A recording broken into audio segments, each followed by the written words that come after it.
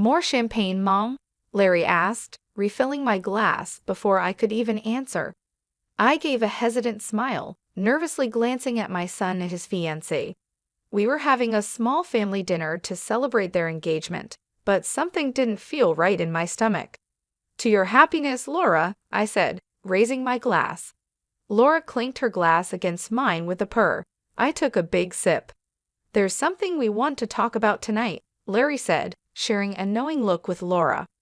We're planning a big engagement party next month. Only the best for us. I laughed a bit nervously. That sounds wonderful for you both. But aren't those parties expensive? Oh, we're not paying for it, Laura said casually, waving her hand. That's going to be your gift to us. I almost choked on my drink. I'm sorry? As Larry's mother, it's your duty to pay, Laura continued. We expect you to chip in at least $30,000. Consider it an investment in your son's future. They couldn't be serious. $30,000 for a party. I asked, shocked. Do you realize how unreasonable that is? Don't be ridiculous, Mom, Larry cut in. You make good money, and you have all that inheritance from Dad. You've been saving it all. The mention of my husband, who had recently died from cancer, felt like a fresh wound. I pulled back, hurt by their harsh words. That money is my savings for retirement and to cover my expenses. You didn't even discuss this with me first. Laura rolled her eyes dramatically. Still on about being consulted? Get over it already. You're the mother of the groom. This is what's expected. Just pay up and be happy we're even letting you help. You should feel honored we're inviting you, Larry sneered. Just write the check so we can start planning. I sat there stunned, unable to believe their arrogance and lack of care. I tried once more to reason with my son. Honey, be reasonable. You can have a nice party without it costing so much. Maybe we can cut back a little? Larry slammed his fist on the table, making the glasses shake. I knew you'd be stingy, he yelled. Some mother you are, not even supporting your only son. Tears filled my eyes as I faced their scornful looks. I had always pampered Larry, but I never thought he could be so cruel and disrespectful. I stood up quickly, feeling disgusted by the two unpleasant people in my home. I think you should leave now, I said in a low voice. Laura jumped up and grabbed my shoulders with her sharp red nails. Don't even think about shirking your responsibilities, she hissed, her breath heavy with perfume assaulting my nose. Pay up, or you can forget about having a relationship with Larry and seeing any future grandchildren. I pushed her off forcefully. Get out, I yelled. Leave my house this instant. They left without another word, but I caught them smirking triumphantly at each other. My heart sank as I realized the engagement celebration I had hoped for would only bring greed, manipulation, and pain. The next evening, tired from a long day at work, but determined to resolve the conflict, I prepared a simple pasta dinner, hoping for a frank discussion with Larry. I heard the front door slam and braced myself as loud footsteps approached. Something smells good, Larry said as he walked into the kitchen and headed straight for the wine cabinet. My hopes lifted briefly, then faded as Laura followed him in, reeking of strong perfume. So much for a private chat. To what do I owe the pleasure? I asked, trying to sound calm as I drained the pasta. You're going to love what we have planned, Laura said cheerfully, ignoring my tone as she dug through her flashy handbag. We met with the wedding planner today, and everything is set. All we need is one little thing from you. She pulled out a folder stuffed with brochures and invoices. Just sign here for the $70,000 wedding package. I froze, a chill running down my spine. $70,000, I exclaimed. For a one-day event? That's absurd. It's our special day, Larry complained. Don't I deserve the best? I tried to appeal to his better nature. Son, be reasonable. Let's have a small, meaningful ceremony instead of this extravagance. Laura slammed the folder down. You clueless fool. Who said you have a say in this? She screamed. You'll pay every penny to give your only son the wedding of his dreams. Anger surged within me. But before I could respond, we all turned in surprise to see my daughter Linda standing in the doorway, looking determined. I was so caught up in the argument that I didn't even notice her come in. "Stay out of this," Laura snapped at my daughter, Linda, who is a bold, tattooed graphic novelist. "This doesn't concern you." "The hell it doesn't," Linda shot back. "You don't talk to my mother like that." She walked over and stood next to me protectively. Normally, I might have been a bit upset by her stepping in. I've always tried to be the strong, independent head of our family. But right then, I was grateful for her support. Larry threw his hands up dramatically. "I ask for one simple wedding, and my whole family turns against me." He pointed at Linda. "This is all your fault. You're filling Mom's head with crazy ideas. She owes me this money and her loyalty." Linda crossed her arms. "Mom owes you nothing but basic respect, which you clearly can't give back," she said. "She raised you all by herself after Dad died, working hard to give you every chance in life. And this is how you thank her? By using her?" Larry had no comeback, just mumbled under his breath. Linda turned to me, holding my hand firmly. "Stay strong, Mom. Set your limits and demand the respect you deserve. I'm here for you." Feeling a surge of relief, my doubts washed away by my daughter's firm support, I stood up taller. "You both have two choices," I said loudly to Larry and Laura. "Treat me and my daughter with basic decency, or leave our lives for good." Laura opened her mouth, probably ready to say something harsh, but then she saw Linda's stern look and thought better of it. She grabbed Larry by the ear and dragged him out. I squeezed Linda's hand, tears of gratitude in my eyes. "How did I get so lucky to have a daughter like you?"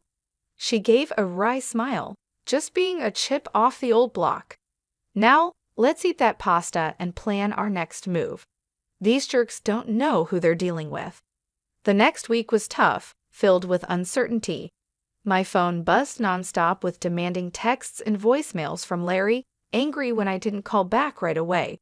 I started ignoring his calls, not having the energy to deal with his rants. When Saturday afternoon arrived, I decided to treat myself to a manicure to cheer myself up.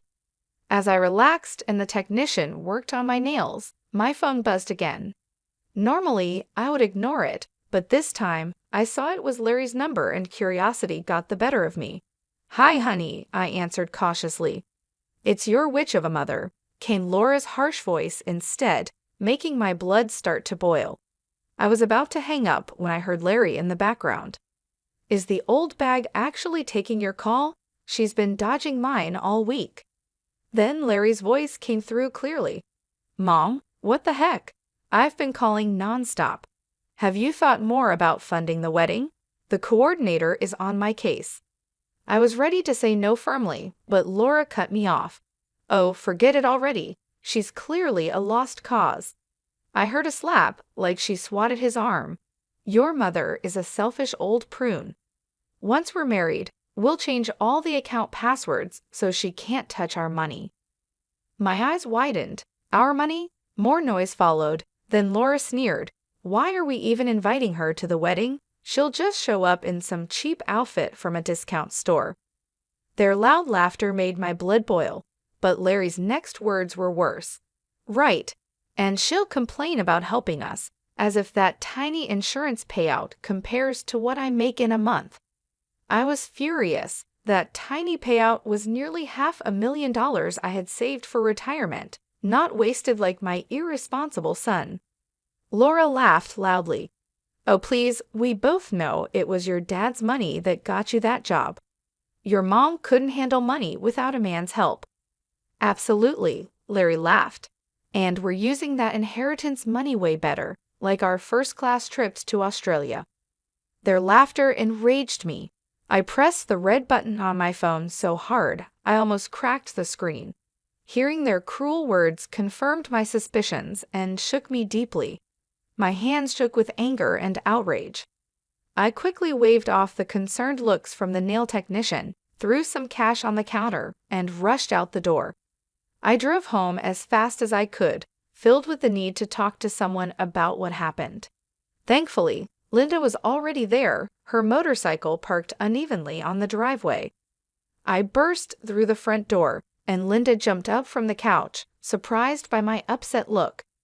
I poured out the whole story, feeling enraged. Linda's green eyes flashed with anger. "Those deceivers," she shouted. "I knew it. They never cared about family or celebration. They just see you as a money source." "I feel so betrayed and used," I said, feeling bitter and trying not to cry. "My own son, how could he?" Linda took me by the shoulders, looking me in the eye. "Mom, listen.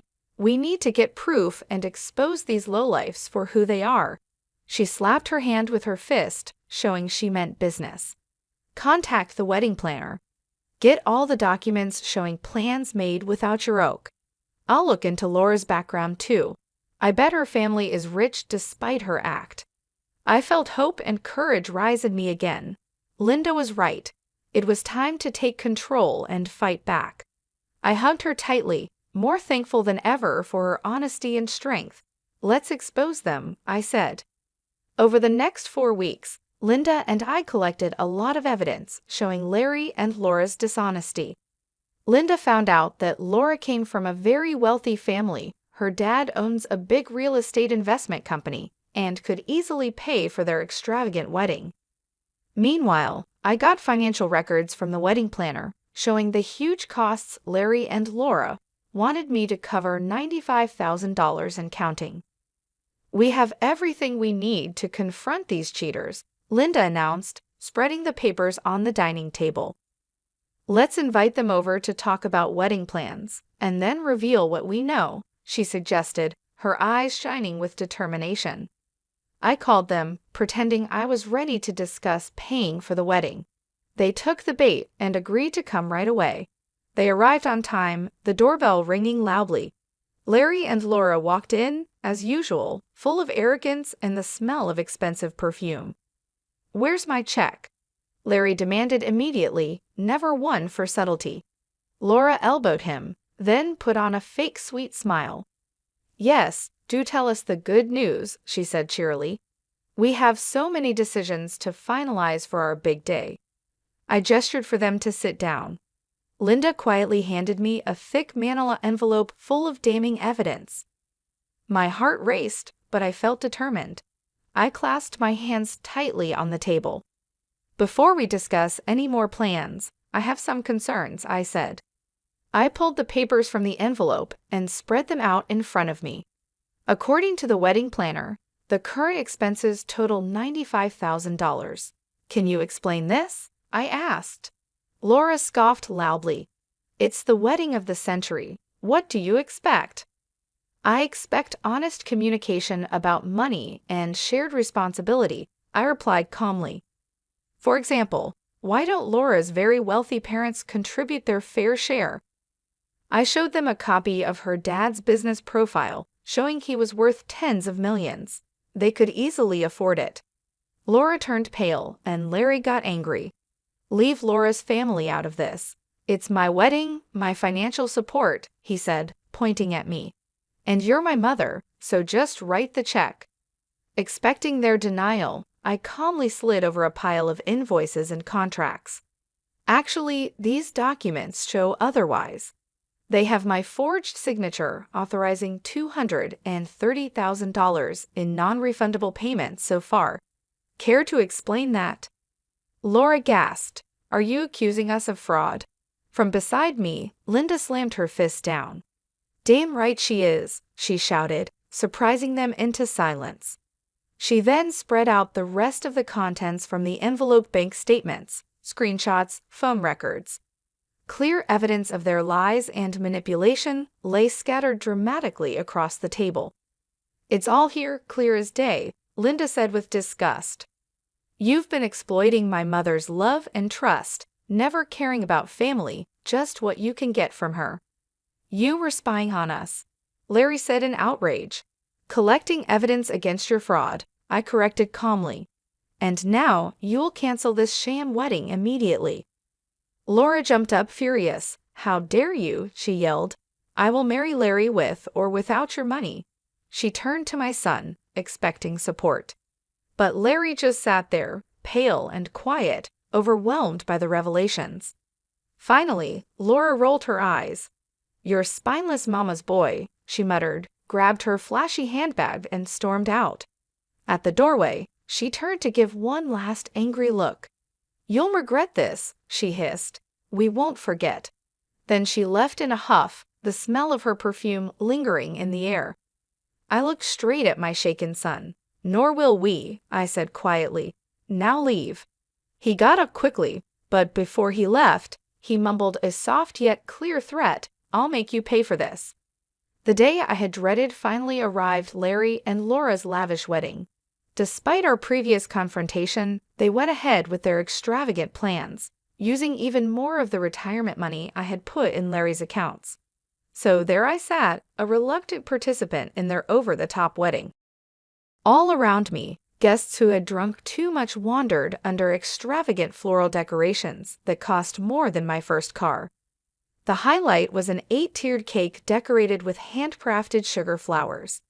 Larry and Laura's smug faces were displayed above everything in a huge golden frame. Next to me, Linda slouched in her ripped jeans and combat boots, her pixie-cut green hair standing out against the pastel bridesmaid dresses. We watched the lavish event unfold, barely hiding our disgust. Then, the music changed to a grand wedding march, and the crowd quieted as Larry took his place under a brightly decorated arch. My heart tightened. He looked so much like his father, handsome in his tuxedo, radiating charm. There was no sign of the greedy boy I had confronted weeks ago. As Laura walked down the aisle in a fancy dress that I suspected was charged to my credit card, old memories and sadness surged within me. Over 28 years ago, I had walked that same path, full of naive dreams of love and family that quickly turned sour. My faith in love had faded with my husband's death, and now the son we had raised showed me the same cold disregard. As the ceremony went on, anger built inside me. I would not stay silent or support this loveless marriage any longer. I stood up abruptly, my chair scraping loudly across the polished floor. Everyone looked at me. Linda took my hand, giving me strength. Clearing my throat, I met Larry's shocked look. "I apologize, but I cannot stay silent about this farce," I declared.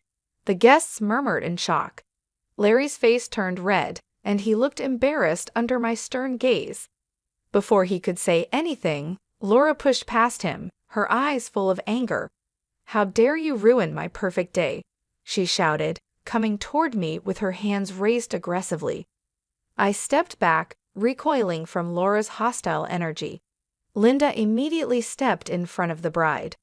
"Back off," she said firmly, standing protectively in front of me. A surprised murmur spread through the room. No one else moved to help. Larry kept his head down, not looking at me, and didn't try to stop Laura. My heart broke. All illusions were gone. I no longer had a son. The greedy, cowardly stranger in front of me would never again receive my support or resources. I moved past Linda to speak to everyone. "Let all bear witness to this fake, pretentious wedding," I said loudly. I refused to support these deceivers any longer, and I cut all ties. This farce ends now. I turned and walked briskly to the exit, my skirt swirling dramatically. As I passed my shocked son, I paused long enough to echo his earlier threat: "You'll regret this." Then I walked away confidently, Linda right beside me, our footsteps echoing a firm departure from that toxic place. We stepped into the dim sunlight outside, the doors closing behind us, cutting off Laura's angry shouts. I took a deep, freeing breath. Relief washed over me as Linda and I got into her car. "Thank you for being there with me," I told her, patting her tattooed hand. She smiled slightly. "Are you kidding? I've wanted to stand up to Laura for years." As we drove away from the extravagant deceit, tears came to my eyes, but this time they were tears of relief, not sadness or regret. Looking at my brave, loyal daughter smiling back at me, I knew I would never be alone again. In the months after that disastrous wedding, I changed my phone number, moved to a new place, and shifted my remaining assets, cutting off all contact with Larry and his toxic bride. I heard through rumors that they had their honeymoon in Australia, likely using what was left of my retirement savings. Let them indulge, I thought bitterly. Reality will catch up soon. Sure enough, just a year later, Larry showed up at my doorstep.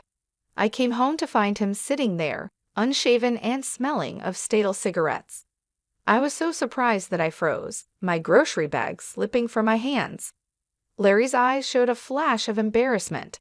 He tried to help me pick up my things, then said quietly, "Hey Ma, can we talk?" I walked past him without a word to unlock my front door, motioning for him to come inside. He lingered awkwardly as I slowly put away the groceries, steeling myself before finally speaking. "What do you want?" I asked bluntly. Larry cleared his throat. "I need your help, just temporarily," he quickly added, as if that made his request any less bold. "I'm between jobs right now, and Laura is upset because I can't cover her expenses." "Absolutely not," I said sharply, cutting off his rambling. I crossed my arms, feeling both anger and satisfaction. "You made this mess, now deal with it." Larry looked shocked, not used to such a direct denial. "Come on, Ma, I'm really struggling here. Can't you lend me a few thousand? I'll pay you back, I swear." I stood firm, unmoving. "You never planned to pay me back the first time you emptied my accounts," I reminded him coldly. "Why should I believe you now?" He blushed. "I was wrong before, okay, but I'm still your son." With a swift motion of my hand, I cut him off. "You lost that privilege long ago. I have no son," I declared, pointing at him. "Now you face the consequences. Get out." He tried to speak, but no words came out against my firm disgust. With drooping shoulders, Larry left my house and my life once again. It was about time he experienced the reality of his actions. I locked the door quickly, feeling a rush of vindication before any pity or regret could set in. There was no forgiving someone who repeatedly betrayed me. Larry's pitiful state was proof that karma was catching up with him. I later heard that his fancy tech startup had failed within a year, and my business contacts had shunned him. No investor wanted anything to do with his dubious schemes. Meanwhile, Laura returned to her wealthy father after too many arguments over unpaid bills. The last I heard, she was planning to divorce Larry and was involved with a wealthy older man in San Remo. That night, Linda and I toasted to their misfortunes over cocktails, laughing about the rumors that Larry was now working in fast food under a fake name. "Karma's a harsh one," Linda said, raising her glass. "Here's to it continuing to bite those who deserve it." I happily clinked my glass against Linda's. "No truer words have been spoken," I agreed. Over the next year and a half, Linda's career took off. More and more high-profile clients wanted her unique tattoo designs and graphic novels. She even got a book deal for her bold memoir about our family struggles, which was creating a buzz before it even hit the shelves. Behind the scenes, Linda trusted me with her growing finances. At her request, I used my years of experience to secure trademarks, negotiate publishing rights, and maximize her profits. I was so proud to see her passions thrive with my help. Linda started appearing in trendy fashion magazines and was featured in popular graphic anthologies. She bought a stylish loft downtown, which served as her business hub and showcased the impressive views she had earned with her talent. To celebrate Linda's success, I planned a small party at her chic new place. It would mark her as a true artistic force and independent businesswoman. Linda welcomed the guests with a bit of nervousness, so I reassured her as I adjusted her blazer. "Just be yourself. Everyone here already loves you." Soon, the loft was filled with Linda's creative friends, including daring writers, top publishers, edgy photographers, and even some famous faces from her celebrity clients, all there to celebrate their favorite artist. My heart swelled with pride hearing such influential people praise my daughter. This was the kind of launch party Larry could only dream of. 3 years ago, Our family name was damaged by selfish actions, but now, thanks to Linda's hard work, we had gained respect and admiration at the highest levels of the art world. Late in the evening, I joined Linda on the balcony, looking out over the city lights. She squeezed my hand. "None of this would have been possible without you, Mom. You believed in me when no one else did, and fought for me. I'll always owe you." I hugged her, holding my champagne flute. "Nonsense, my brave girl. Your success is all because of your talent and vision. I just handled the business side so you could focus on creating." Linda smiled. "Well, I definitely got your business sense and Dad's creative flair," she joked, clinking her glass with mine. "Here's to us, beating the odds and staying strong together." I laughed happily, feeling a deep joy as a mother. My daughter and I had survived tough times of greed and betrayal, and now we were thriving on our own success. As the party went on, I quietly raised my glass to the sky, thinking of her late father. We had indeed created a wonderful legacy, one built on integrity, courage, and hard work, not entitlement or manipulation. This legacy stood as a shining example to others, making the likes of Larry envious for years to come. Over the next 3 years, Linda's career continued to rise brilliantly. Meanwhile, I heard through the grapevine that Larry was struggling with obscurity and growing debt. His extravagant lifestyle hung on until his credit ran out and everything fell apart. Occasionally, I'd hear about Larry in the gossip columns, from Laura's very public affair to him getting fired from a car dealership for missing payments. I took these stories with quiet satisfaction, confident that our paths would never cross again.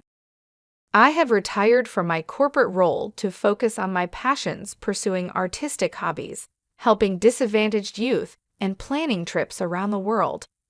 I also decided to move to a more manageable home and found the perfect place in a scenic coastal senior community.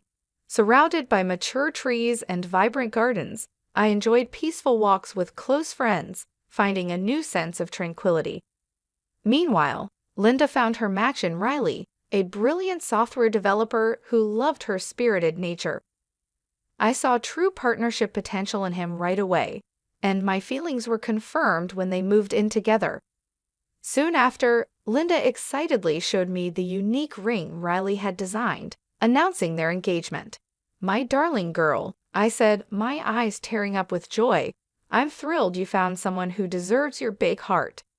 Linda described her dream of a small garden wedding, much like my own vision from decades ago. No extravagant displays, just a deep, lifelong commitment surrounded by loved ones. I held her hand, emotionally moved by how beautifully she was realizing the dreams her father and I once had. Later, as we planned the wedding over tea and biscuits, Linda hesitated, then mentioned a difficult topic. "Mom, about inviting Larry." I quickly waved off the idea. "Let's not ruin your special day by bringing him into it," I said firmly. Linda looked conflicted. "I just can't help but feel sorry for him, you know. He's clearly a mess, but he's still family even if he doesn't deserve it." "I wonder if including him would be the right thing," Linda said, trailing off, unsure. Seeing my daughter's compassion, even for someone who hadn't shown her the same, I patted her hand reassuringly. "You shouldn't have to compromise your kindness. If it eases your mind to show Larry some small mercy, I can handle his presence just this once." Linda exhaled in relief and squeezed my hand, thankful. "You're the best, Mom. I knew you'd understand." Our sentimental moment was suddenly interrupted by my ringing cell phone. I was surprised to see Larry's name flash across the screen. It had been months since his last call, a desperate plea for money.